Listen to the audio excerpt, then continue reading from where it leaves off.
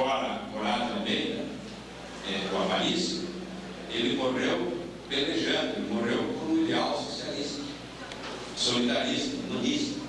E os pais, então, fizeram questão cerrada de que esta casa se destinasse exclusivamente para estudantes pobres. Então, esta é a chama que nós vamos levantar, que nós vamos erguer, que nós vamos levar avante, tem levado avante aqui lideranças hoje em todos os setores, como foi muito bem mencionado pelo Santa Rosa e por todos os demais que já se manifestaram, como agora teremos lideranças de outras épocas que vão dizer a mesma coisa. Se eu tivesse que dar uma mensagem otimista, eu diria: continue lutando, façam como nos ensinou o Érico Veríssimo no seu Sol de Clarineta, quando dizia que ajudava um médico a operar numa cirurgia difícil no interior, e a sua incumbência como adolescente era segurar uma lâmpada elétrica para que o médico pudesse operar e pudesse acertar os pontos em alguém que estava morto e não morto. Ou como diria lá na terra do grande Jesus, nosso amigo da casa, tem dado café e pão ali para os estudantes aqui do lado, na padaria Bom Jesus, e que hoje é meu convite estar aqui também prestigiando esse evento. Como diria lá na terra dele, em Cruzeiro do Sul, o grande Amaranto Pereira, o sujeito esse que o Érico Veríssimo estava ajudando a operar, segurando a lâmpada elétrica, estava no último furo do rabicho, né? Estava mais para lá do que para cá.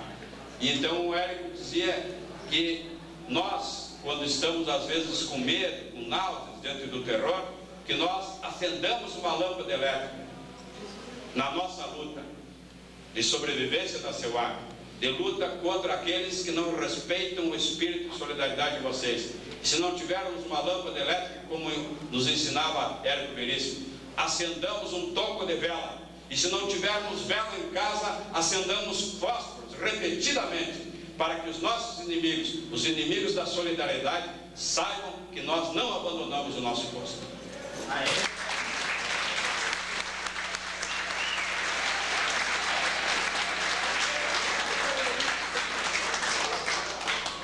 Agora eu vou chamar um amigo dos anos 70.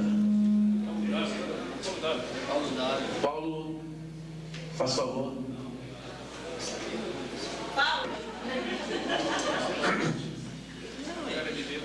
Acredito que seja em certa medida uma falha da minha também, de não ter propiciado que venha mais gente da nossa época. Eu acho que a nossa época está meio...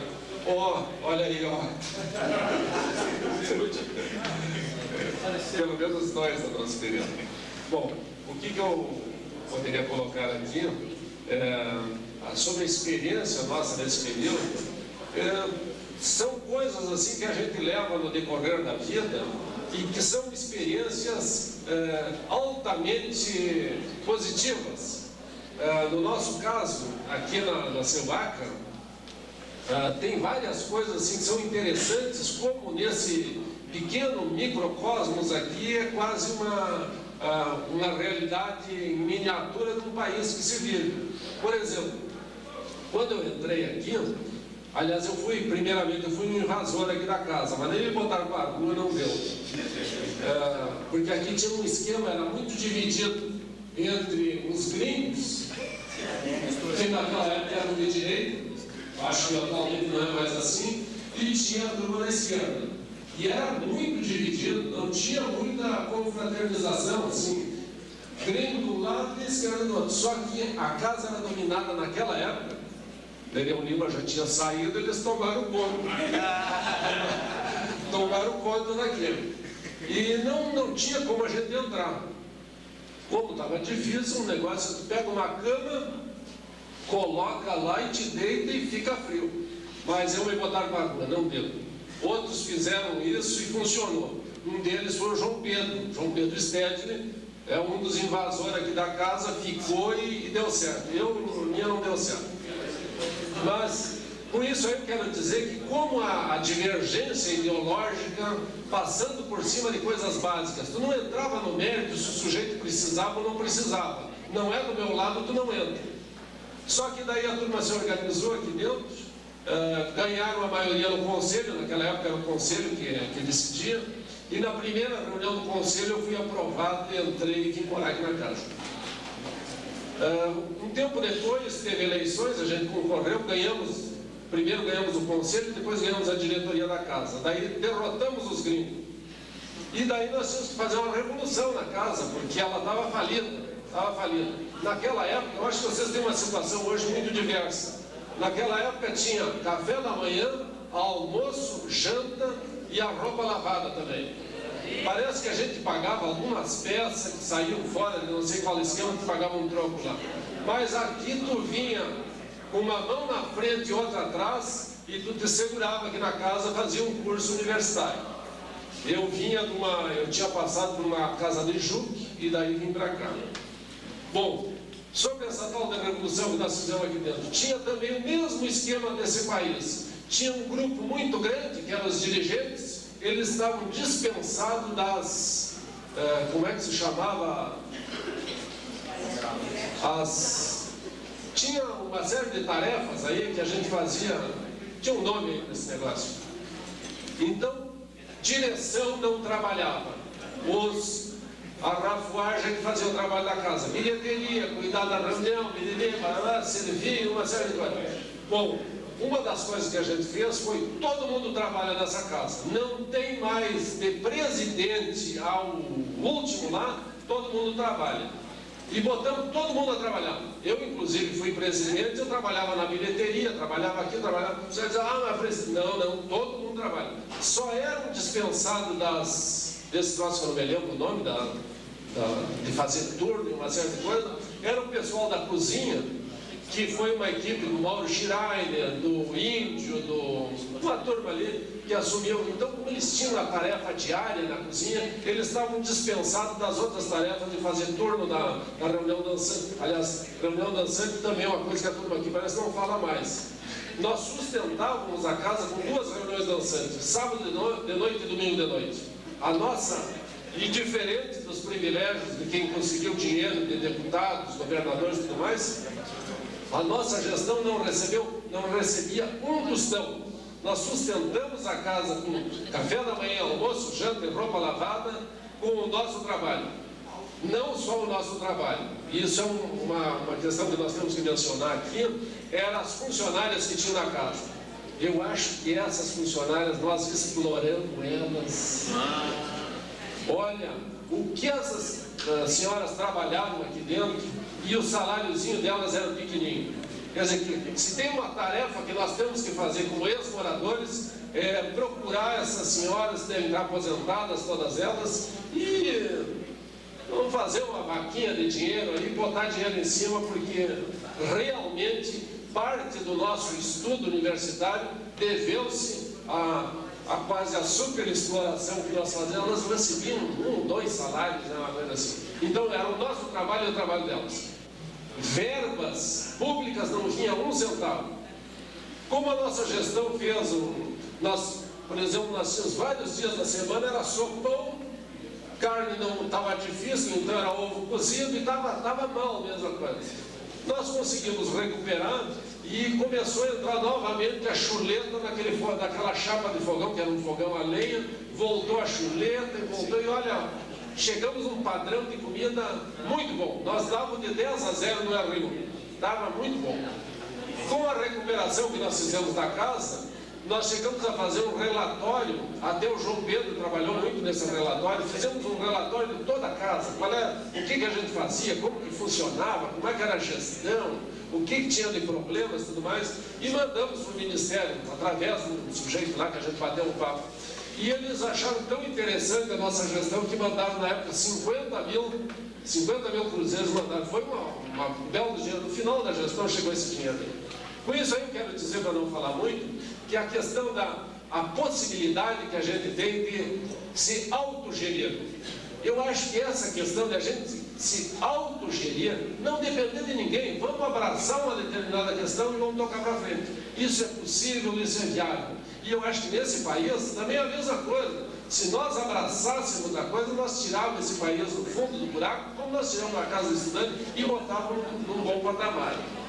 A outra questão que também é importante a gente mencionar é essa questão da gestão coletiva. A gente quebrar essa mania e essa esperteza que a gente tem de que quem manda não trabalha. E o melhor exemplo para a gente mudar uma situação é essa. Todo mundo vai trabalhar, todo mundo vai abraçar junto, e isso aí cria um entusiasmo, que a gente conseguiu criar naquela época nessa casa, um entusiasmo de tocar o barco. Nós estávamos tão entusiasmados com a coisa que pensamos em fazer uma associação de ex-moradores. E aí é a parte folclórica da coisa.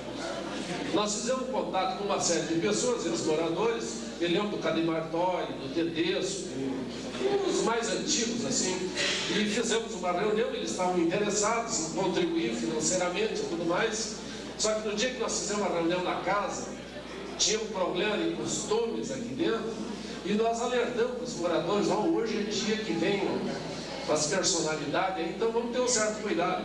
E daí tinha um morador da época que acho que não foi avisado que haveria essa reunião com as personalidades, e nós estávamos no meio da reunião ali embaixo, e ele entrou, foi ali para baixo, e entrou com uma moça aqui na casa, assim, foi um estrago na nossa reunião, porque eles queriam contribuir financeiramente, mas queriam opinar sobre os costumes da casa. E era outra realidade, eles eram da década de 50, nós estávamos na década de 70, e eles achavam que se eles contribuíssem, certas coisas não poderiam ocorrer aqui na casa. E daí, principalmente, um conservador dele botou água na fervura ali e não andou o nosso projeto. Mas o nosso projeto de uma associação de ex-moradores, a gente achava que era viável, e eu acho ainda que hoje é viável, nós sustentar essa casa enquanto ex-moradores. O contingente de ex-moradores, nós chegamos a fazer as listagens na época, e isso deve estar numa caixa minha lá em casa, se os ratos não comeram, que é uma enormidade de pessoas que passaram nessa casa. Se nós fizermos uma boa associação, um mínimo de contribuição de cada um, duas contribuições por ano, coisa e tal, nós mantemos uma casa dessas independente de verbas públicas. Isso é uma experiência que eu acho que é importante, que a gente deveria repensar, retomar, e a questão que eu coloco, que a nova direção, a atual direção aqui, deve pensar nessa questão. Não é simplesmente nós vamos fazer o nosso curso e depois meter a seu ato. Na nossa época, teve muita gente que era morador que achava que tu criar uma associação de ex-moradores ia onerá-los depois de formados. Isso é uma visão muito imediatista, egoísta e tudo mais. Eu acho que é possível nós pensarmos novamente numa associação de ex-moradores e dar um aporte financeiro para casa, sem se achar no direito de que, porque contribui financeiramente, possa opinar sobre costumes, regras e uma série de coisas. Isso quem tem que decidir é os moradores. É a minha colocação. Há pessoas para falar, e nós temos mais o famoso monólogo do seu Davi. Então eu vou pedir para as pessoas assim, ó, dar aquele recadinho, soltar aquela coisa assim, para a gente poder ver o monólogo, porque o pessoal está começando a chegar para a festa.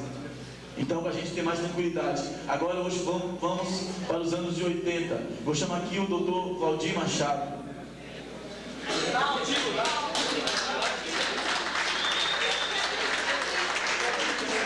Boa noite a todos. É o seguinte, eu vou tentar ser o mais breve possível. Nós temos aí uma grande turma da nossa época, inclusive faziam parte da diretoria, e eu ingressei na casa em 82 e saí em 86. Na nossa época nós tínhamos a lavanderia funcionando e tínhamos um aguate todos os sábados, e no qual tinha duas escalas, uma das 11 às 2 da manhã e outra das 2 às 4. E como na época não tinha moradoras, só era, como o nosso ilustre Nereu Lima falou, Clube do Bolinha, e permanecia o Clube do Bolinha. Então, depois das 4 horas, estava liberado, isso era natural. Após as 4 às 7 era liberado, então tudo bem. Então são fatos que nos relembram e são coisas bonitas que se passou aqui. E outro detalhe ainda que eu tive a honra de participar foi a festa do cinquentenário em 1984. Muitos que estão aqui participaram, nós fizemos uma festa reunindo moradores desde a década de 30. Inclusive aquele reitor da URGS, Eliseu Paglioli, que era uma personalidade que parece que ajudou muito a casa em outros idos, né? E após isso, 2 anos após, eu deixei a presidência e me retirei em virtude de ter conseguido melhorar na vida, coisa assim, como é natural, todos passam por isso. E eu acho assim, a casa de estudantes que nós tentamos fazer, essa associação, não quero desestimular o colega lá, mesmo morador, né? Mas o difícil eu acho a operacionalização dessa associação, de como colaborar, como fazer um carnê, isso é bastante difícil. Então, na época, nós já tentamos, reunimos um grande número de nomes, mas se tornou, na nossa época, uma coisa utópica. Eu não estou desestimulando, né? Eu só estou mostrando uma realidade que nós vivemos naquela ocasião e se tornou difícil. E, aproveitando as palavras do Dr. Nereu, aí ele disse o seguinte, que ele sugeriu que nós temos o ministro da Educação, Paulo Renato de Souza, aí, que é gaúcho, e através dos nomes que ele citou, talvez a gente possa chegar num ministro e conseguir alguma verba, talvez mensal, uma coisa que seja certa, né, e segura, que vocês possam ter maior benefício no dia a dia. Era isso. Muito obrigado.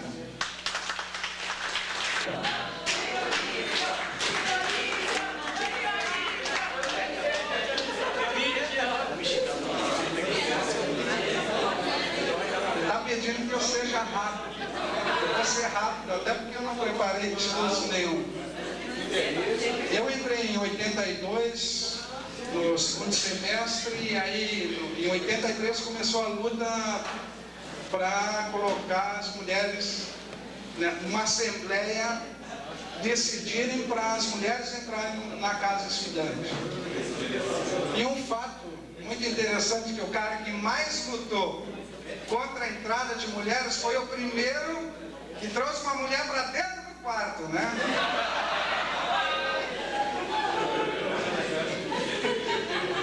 E outros tem um colega meu hoje que está aqui que sempre dizia para mim assim, pá, mas essa guria lá, ela trazia um namorado de fora, né? Mas essa guria é muito bonita, esse cara não dá, esse cara é muito feio, e hoje está casado com ela, né?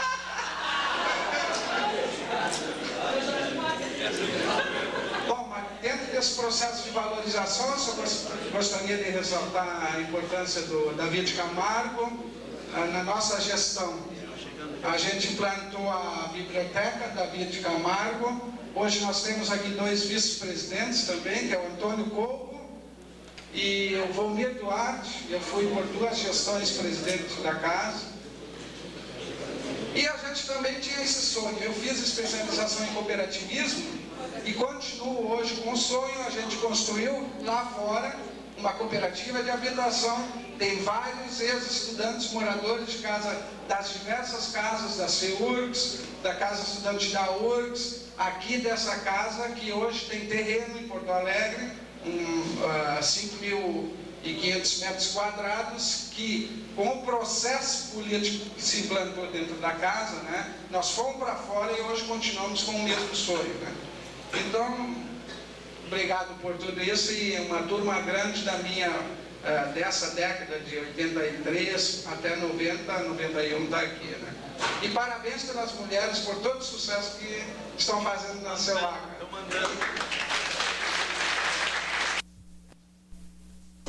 Chamar o Alessandro, que é coordenador do interno. Bem, atualmente na Casa do Estudante residem em torno de 100 estudantes das mais diversas universidades da região metropolitana, não só da URGS, da PUC, Unicinos, UBRA e outras universidades, vindos de diversas localidades do Rio Grande do Sul, de diversos estados brasileiros, e inclusive de 10 países. Portanto, é uma casa aberta a todo tipo de estudante. A administração é realizada totalmente pelos moradores, desde a parte administrativa, burocrática, até a parte de organização, de limpeza e controle. e mesmo quem sustenta financeiramente são os moradores através do pagamento mensal. E este aniversário deve ser um momento não apenas de se relembrar o passado, mas de nos apegarmos muito forte aos valores que marcaram a fundação, o surgimento da Casa do Estudante. O idealismo, talvez, daqueles estudantes de direito que em 1934 pensaram em fundar uma Casa de Estudantes para atender todos aqueles que não tinham condições de estudar, de morar. Esse valor, essa tradição deve estar presente em cada um de nós que é morador, como uma forma de honrar toda essa história que a Casa do Estudante tem. E ao mesmo tempo nós devemos pensar no futuro, devemos pensar que a casa pode ser melhor e que nós podemos fazer muita coisa para que ela melhore. Essas são as duas, digamos assim, duas ideias básicas que nós devemos ter: olhar para o passado e retomar aqueles valores que deram início à casa, mas também pensar muito no futuro para que a casa tenha uma vida muito longa e que ainda atenda muitos estudantes que tenha vindo. Claro que as realidades mudaram. Hoje, por exemplo, a maioria dos estudantes trabalham e estudam, mas a casa ainda continua com o seu papel social fundamental de atender estudantes carentes, e essa é a grande luta, a principal e a mais forte, não só da diretoria e das pessoas que administram, mas de todos os moradores. Muito obrigado. Falou bonito, viu, Alessandro? Isso aí, pessoal. Então, surgiu a ideia, a gente conversando, a ideia foi do Felipe, a questão da associação dos ex-moradores, moradores e amigos da seu ar. Então, melhor que ninguém, o Felipe vai explicar todo esse projeto, o que pretendemos. Tenha honra, Felipe. Bom, eu acredito, como todo mundo falou nessa noite ali, quem passou por aqui não esquece do que viveu aqui dentro. A experiência de democracia participativa, de tu botar a mão na massa, de ter que ir atrás daquilo que tu queres, isso marca muito as pessoas. Com esse intuito, a gente pensou em fazer a Associação dos Moradores, que é resgatar um pouco de tudo aquilo que as pessoas passaram aqui dentro. Não só com o objetivo de tu ganhares uma forma de verba ou de sustentação da casa, mas também como uma forma de tu fazer as pessoas virem para dentro da casa de novo, reviverem tudo aquilo que elas passaram. Por isso a ideia da associação. Eu até pediria que quem não preencheu o cadastro, vai estar disponível ali embaixo na portaria, e que fizesse isso, porque é muito importante para casa, para todo mundo que está aqui dentro, que morou aqui, que a gente está vendo na cara de todo mundo que quer a felicidade de tu se relembrar de tempos bons que tu passou aqui, de tempos ruins, mas fazer o que? Isso acontece também. Bom, eu acho que seria isso, Adriano. Muito obrigado.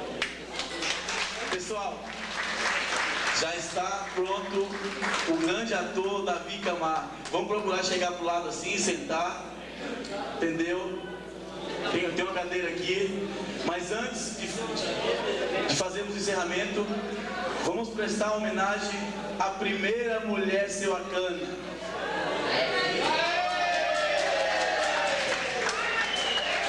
A culpada das mulheres hoje mandarem na Seuaca. Você é a culpada. Então, Mairi, faça favor, dê uma palavrinha.